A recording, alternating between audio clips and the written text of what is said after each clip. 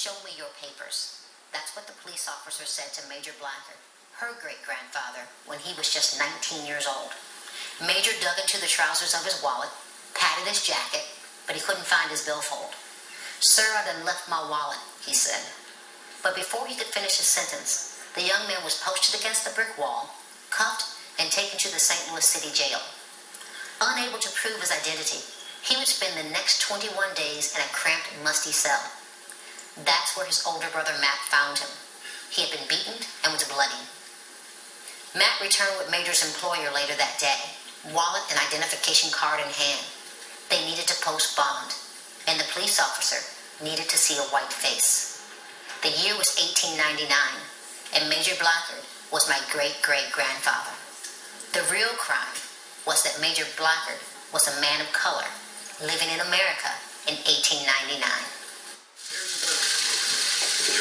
This morning, when I initially got, the first notification that the president was having to produce his long-form birth certificate and passing it out, by White House staffers, it recalled a really ugly time in history for me. It recalled a time when men of color, when black men specifically, weren't allowed on the street without identification. And here we are with a president of these United States, duly elected by the people of this America. He's being asked to produce his papers. And not just his birth certificate. They've gone on to ask for his college transcripts. Never in our 235-year history have we ever asked a president to prove that he was born on this American soil. Good morning. In a stunning show of unchecked ego, Donald Trump quickly hosted a press conference. He took credit for forcing our president to hand over his birth certificate. The sometime real estate developer, socialite, author, and television personality went on to caution onlookers to let the experts examine the documents, as if the president were perpetrating a fraud.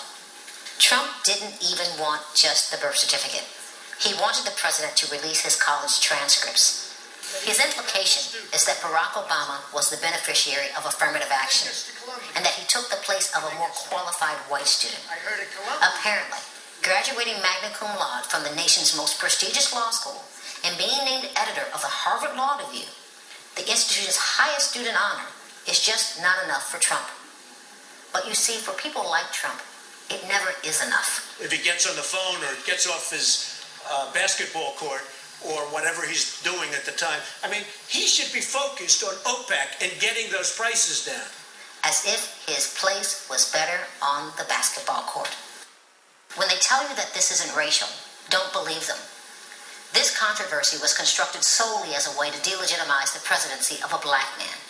Those who question the location of Barack Obama's birth are clearly the same people who would pack up and move out of a neighborhood if somebody like me moved in next door.